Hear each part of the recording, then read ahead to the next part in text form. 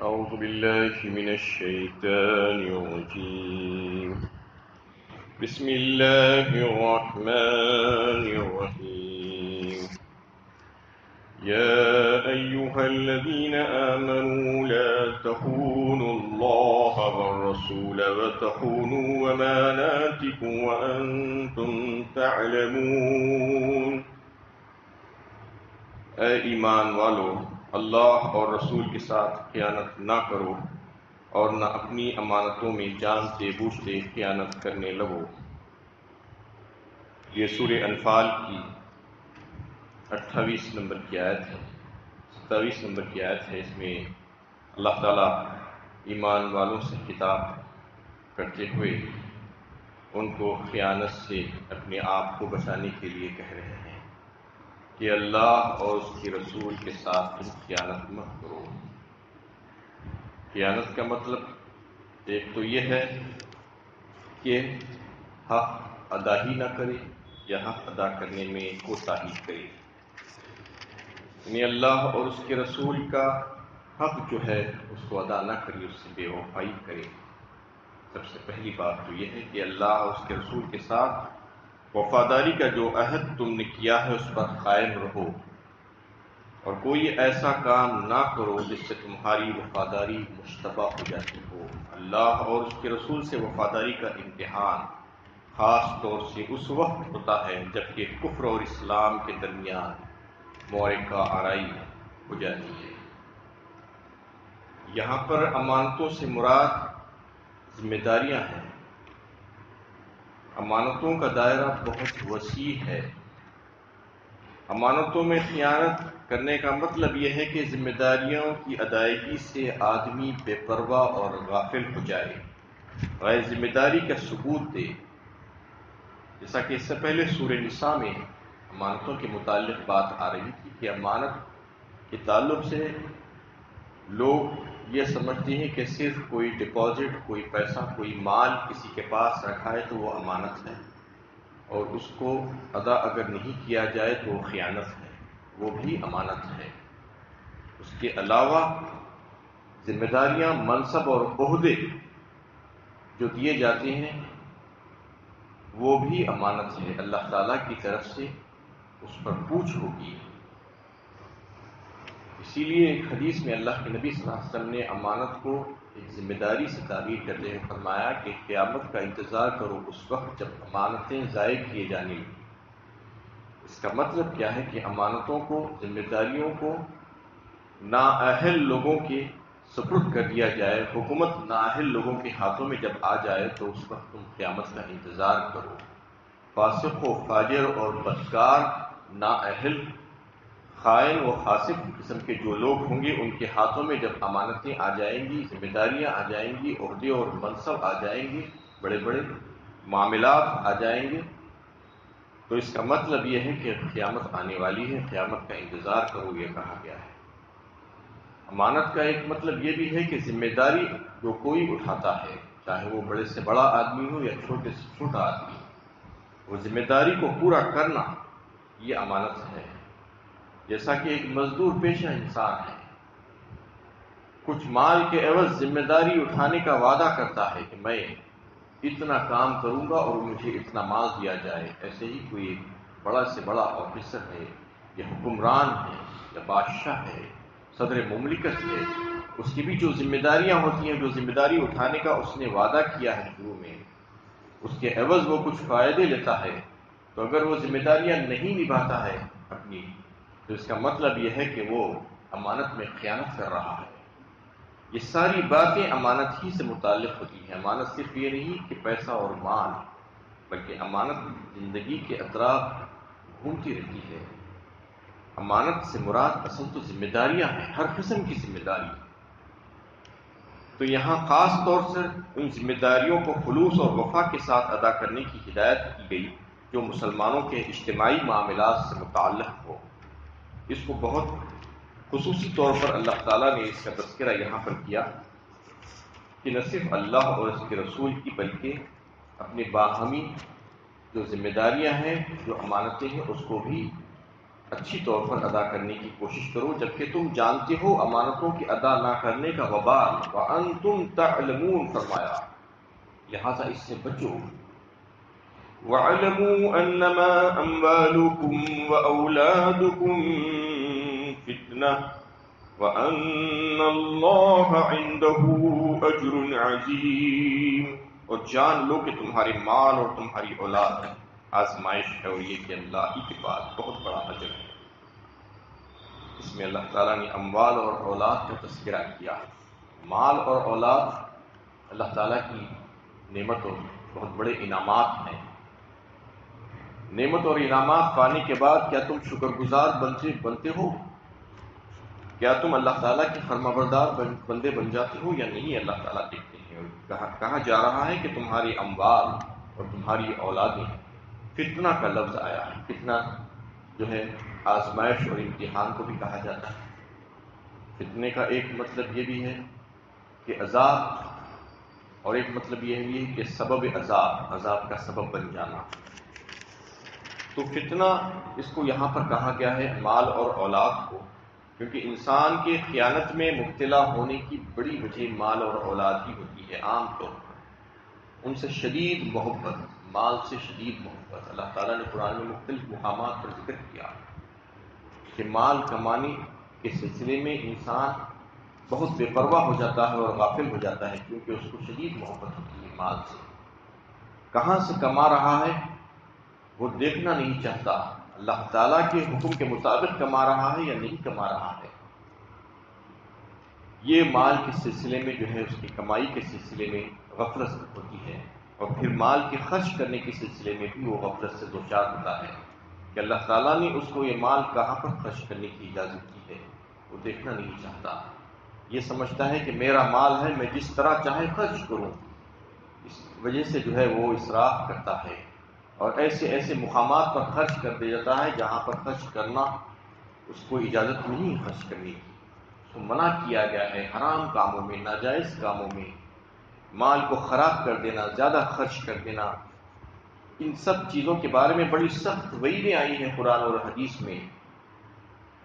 بتایا گیا ہے کہ یہی مال تمہارے لیے عذاب بن جائے گا۔ دنیا میں بھی بسا اوقات ایسا ہوتا ہے کہ عذاب کی شکل اختیار کر لیتا ہے وہی مال، جو مال کے لیے انسان تڑپتا رہتا ہے، بے چین رہتا ہے اس کو کمانے کے لیے، اور پھر اس کو خرچ کرنا چاہتا ہے اپنے نفس پر، اپنی ذات پر، وہی مال اس کے لیے وبال جان بن جاتا ہے، عذاب جان بن جاتا ہے۔ اور پھر اولاد کی شدید محبت انسان کے دل میں ہوتی ہے۔ اولاد کی خاطر انسان کیا کیا نہیں کر لیتا، حلال و حرام کی تمیز کیے بغیر مال کماتا ہے، اور ان کی محبت میں حق اور ناحق کا خیال کیے بغیر جو ہے کام کرتے جاتا ہے۔ تو یہ دونوں چیزیں بہت بڑی وجہ ہے خیانت پیدا ہونے کی۔ اللہ تعالیٰ یہ فرما رہے ہیں کہ انسان کی جو خیانت ہوتی ہے انسان کی طرف سے، اس کے اصل اسباب عام طور پر مال اور اولاد ہی ہوتے ہیں۔ ان کی محبت میں مغلوب ہو کر انسان سب کچھ بھول جاتا ہے، اپنے رب اور اپنے مولا اللہ کو بھول جاتا ہے، اور آخرت والی زندگی کے بارے میں جو ہے بے خوف ہو جاتا ہے۔ اس کو یہاں پر روکا گیا ہے، اور روک کر کہا گیا کہ یہ دونوں چیزیں بہت بری ہیں، جتنی اچھی ہیں اس سے زیادہ بری ہیں، تم اس کا خیال رکھو اور اس میں خیانت مت ہونے دو، اور اس کو ناجائز طور پر استعمال مت کرو، اس کی کیونکہ یہ حقیقت واضح کر دی گئی کہ یہ چیزیں دنیاوی زندگی میں سامان آزمائش ہے، ان کے ذریعے جانچ کر دیکھنا ہے کہ کون مال اور اولاد کی محبت میں گرفتار ہو کر اللہ اور اس کے رسول کے ساتھ بے وفائی کرتا ہے، اور کون اللہ اور اس کے رسول کے ساتھ سچی وفاداری کا ثبوت دیتا ہے۔ وَأَنَّ اللَّهَ عِندَهُ أَجْرٌ عَظِيمٌ فرمایا آیت کے آخری حصے میں۔ اور جو کوئی ان کی محبت میں گرفتار نہیں ہوتا بلکہ اس کو جائز طور پر استعمال کرتا ہے، نعمت کے طور پر اللہ تعالیٰ کا شکر ادا کرتے ہوئے استعمال کرتا ہے، اور اس سے اپنے آپ کو بچا کر رکھتا ہے ایسے کاموں سے جن سے اللہ تعالیٰ ناراض ہو جاتے ہیں، تو پھر وہی چیزیں اس کے لیے بہترین اجر، بہت بڑا اجر اللہ تعالیٰ کے پاس فراہم کر دیتے ہیں۔ یا ایھا الذین آمنوا ان تتقوا اللہ یجعل لکم فرقانا ویکفر عنکم سیئاتکم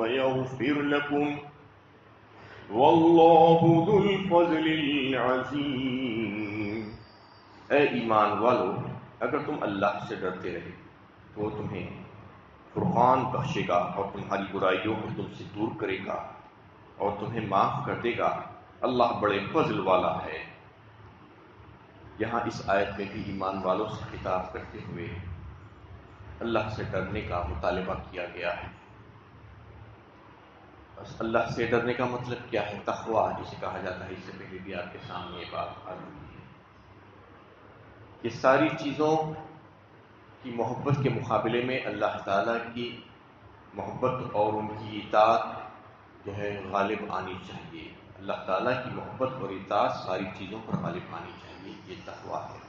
اللہ کے حکموں سے جو ہے ڈر کر، اللہ سے ڈر کر اس کے حکموں کو پورا کرنا چاہیے، اور اللہ تعالیٰ کی منع کردہ چیزوں سے اپنے آپ کو بچانا چاہیے، اس سے ڈر کر کہ وہ عذاب شدید میں گرفتار کر دے گا ہمیں۔ اور عقل کو غالب رکھنا چاہیے اپنے نفس پر اور اپنی ذات پر، اپنی عادتوں پر، اپنی خواہشوں پر۔ عقل کو غالب رکھ کر عقل کو استعمال کرنا چاہیے، یہ اصل تقویٰ ہے۔ تو جو تقویٰ اختیار کرے گا، یہاں پر بتایا گیا ہے، تو پھر اس کو اللہ تعالیٰ مزید نعمتیں عطا فرمائیں گے۔ کون سی 3 نعمتوں کا تذکرہ اللہ تعالیٰ یہاں پر فرما رہے ہیں کہ یجعل لکم فرقانا، فرمایا سب سے پہلے تمہیں فرقان بخشے گا۔ فرقان کسی کہتے ہیں؟ فرق کرنے والا۔ فرقان کہتے ہیں فرق کرنے والا، جو فیصلہ ہوتا ہے اس کو بھی فرقان کہا جاتا ہے، اس لیے کہ وہ فرق کرتا ہے حق اور ناحق میں۔ اور اللہ تعالیٰ کی امداد کو بھی فرقان کہا جاتا ہے، یہ اس وجہ سے کہ اللہ تعالیٰ کی مدد اور نصرت اور فتح جو ہوتی ہے، اور جو حق کے ساتھ ہوتی ہے، اور جو باطل کو شکست اور ناکامی ہوتی ہے، وہ بھی فرقان ہے۔ تمیز ہو جاتی ہے دونوں کے درمیان کہ یہ حق ہے اور یہ باطل ہے۔ حق کے ساتھ اللہ تعالیٰ ہوتی ہے اور باطل کے ساتھ نہیں ہوتی ہے۔ حق کو فتح ہوتی ہے اور باطل کو شکست ہوتی ہے۔ فرقان قرآن مجید کو بھی کہا گیا ہے، فرق کرنے والی کتاب ہے، حق و باطل میں تمیز کرنے والی کتاب ہے۔ اس میں بالکل کھلا واضح طور پر بتا دیا گیا ہے کہ حق کیا ہے اور باطل کیا ہے۔ جنگ بدر کو بھی یوم الفرقان کہا گیا، یہ اس وجہ کہ وہ حق و باطل میں فرق کرنے والی جنگ تھی۔ اس میں امتیاز پیدا کر دیا گیا، علیحدہ کر دیا گیا کفار اور مومنین کو، اس لیے اس کو یوم الفرقان کہا گیا۔ تو اللہ تعالیٰ اس آیت میں یہ بتا رہے ہیں کہ سب سے پہلے جو تقوی کا جو فائدہ تم کو ہم دیں گے وہ یہ کہ تمہیں فرقان بخشے گا، یعنی کھرے اور کھوٹے میں امتیاز کی صلاحیت اللہ تعالیٰ پیدا فرما دیں گے۔ پھر تمہیں زندگی کے ہر موڑ پر وہ نظر آئے گا کہ صاف اور سیدھا راستہ کون سا ہے، اور ہر نازک موقع پر تمہاری بصیرت یہ حق کی طرف سے تمہاری رہنمائی کرے گی۔ یعنی جو اندر کی جو آنکھیں ہیں، بصیرت جسے کہا جاتا ہے، بصارت آنکھیں، دیکھنے کی آنکھیں جو ہے، بصیرت دل کی آنکھیں، اس کو اللہ تعالیٰ جو ہے عطا فرما دیں گے، اور اس کے ذریعے سے تم ہمیشہ حق کو دیکھ سکیں گے، اور صحیح راستہ اور صاف راستہ تمہیں نظر آنے لگے گا۔ یہ صلاحیت تمہارے اندر اللہ تعالیٰ پیدا فرما دیں گے فرقان کے ذریعے سے، اور یہ ہوگا تقوی کے ذریعے۔ تقوی اختیار کرے گا اس کو فرقان عطا کیا جائے گا۔ یعنی معاملات زندگی میں اہل ایمان کو قدم قدم پر نئے مسائل کا سامنا کرنا پڑتا ہے، اور مختلف فتنوں سے دوچار ہوتے رہتے ہیں۔ ایسے موقع پر قرآن و سنت کی اصولی رہنمائی ان کے ساتھ ہوگی، اس کی روشنی میں وہ عملی رویہ متعین کرنے کی ضرورت ہوتی ہے۔ ایسے موقع پر اندرونی بصیرت کی صحیح طرز عمل کا تعین کرتی ہے، اور یہ بصیرت تقوی کے نتیجے میں پیدا ہوتی ہے۔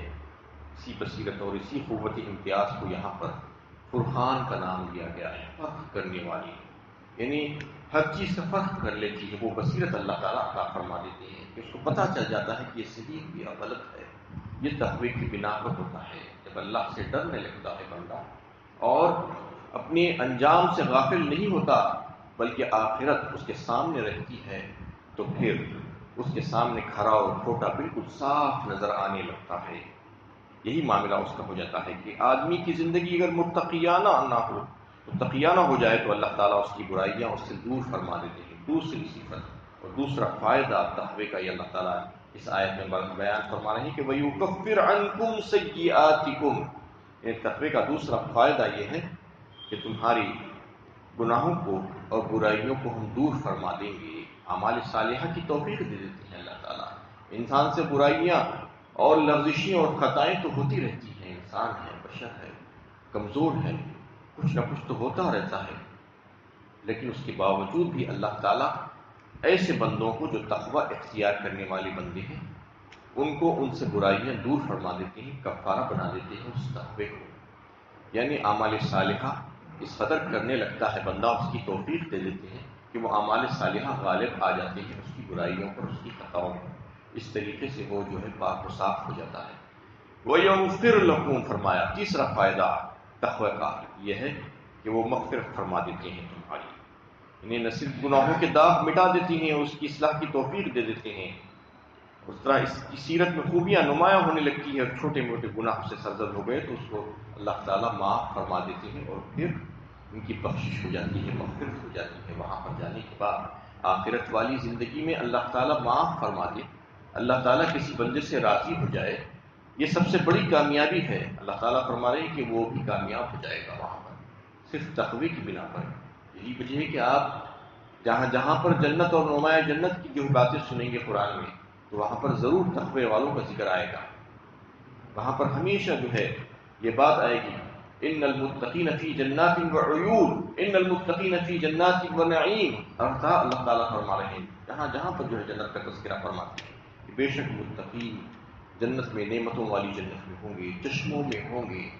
صرف متقی ہوں گے، ڈرنے والے ہوں گے، جو اللہ سے ڈر کر زندگی گزارنے والے، جو نیڈر ہو کر زندگی گزارنے والے ہوں گے، وہ جو ہے جنت میں نہیں جائیں گے. یہ بتا دیا گیا ہے کہ اللہ سے ڈر کر زندگی گزارو. تو پھر اصل کیا ہوگا؟ واللہ ذو الفضل العظیم. اللہ تعالیٰ بڑے فضل والے ہیں، فضل فرمائیں گے. فضل کا مطلب کیا ہے؟ کہ انسان جس بات کا، جس چیز کا مستحق ہے اس سے زیادہ اس کو عطا کر دیا جائے. یعنی جو کام کر رہا ہے اس میں اگر اللہ اس کے برابر اس کو صلہ دے دے تو کیا کہا جائے گا؟ عدل، انصاف. اللہ تعالیٰ اگر عدل کریں گے تو کوئی جنت میں نہیں جا پائے گا، صرف انصاف کر دیں گے. اللہ تعالیٰ فضل کریں گے تو جنت میں جا سکیں گے. یہ بات اللہ کے نبی صلی اللہ علیہ وسلم نے ایک حدیث میں فرمائی کہ تم میں سے کوئی بھی اپنے اعمال کے بلبوتے پر جنت میں نہیں جا سکے گا. یعنی اعمال کے بلبوتے پر کوئی یہ نہ سمجھے کہ میں تو بہت اچھا عمل کر رہا ہوں، میں تو جنت کا مستحق ہوں. جنت کا مستحق نہیں، وہ اعمال سبب بنتے ہیں جنت میں جانے کے. یعنی اللہ تعالیٰ کے غضب کو ٹھنڈا کرنے کے لیے، اللہ تعالیٰ کی رحمت کو جو ہے باقی بچانے کے لیے، اس کو جوش میں لانے کے لیے وہ اعمال سبب بنتے ہیں. ورنہ اعمال تو ہمارے ایسے نہیں ہوتے ہیں کہ وہ جنت میں جانے کا ہم کو مستحق بنا دے سکیں. حالانکہ اعمال صالحہ کی ترغیب بار بار دی گئی ہے قرآن میں، بار بار کہا گیا کہ تلک الجنۃ التی اورثتموها بما کنتم تعملون. بتایا گیا ہے سورہ زخرف اور دیگر مقامات پر بھی کہ یہ جنت ہے جس کا وارث تم کو بنایا گیا ہے تمہارے اعمال کی بنا پر. تو کوئی یہ غلط فہمی میں نہ رہے کہ اعمال کی بنا پر جنت ملتی ہے، جبکہ آیت میں کہا جا رہا ہے کہ اعمال کی بنا پر. تو اعمال کی بنا پر مطلب یہ ہے کہ اللہ تعالیٰ کی رحمت جوش میں آتی ہے اعمال صالحہ کی وجہ سے، اور ان کا غضب ٹھنڈا ہوتا ہے، اور پھر وہ فضل فرما دیتے ہیں. جب فضل فرما دیتے ہیں تو پھر بندہ جنت کا مستحق ہو جاتا ہے. وہ جس بات کا مستحق نہیں تھا، استحقاق اس کو حاصل نہیں تھا، وہ اتنا زیادہ اس کو عطا فرما دیتے ہیں اس کی جو ہے عملوں کی بنا پر. صرف اعمال صالحہ کی بنا پر اللہ تعالیٰ زیادہ دے دیتے ہیں. یہ فضل ہے اللہ تعالیٰ کا. اللہ تعالیٰ سے دعا ہے کہ اللہ تعالیٰ ہم سب کو اپنا فضل عطا فرمائے، اور اپنے فضل و کرم سے ہم سب کو معاف فرما دے، اور ہم سب کو جنت الفردوس عطا فرمائے.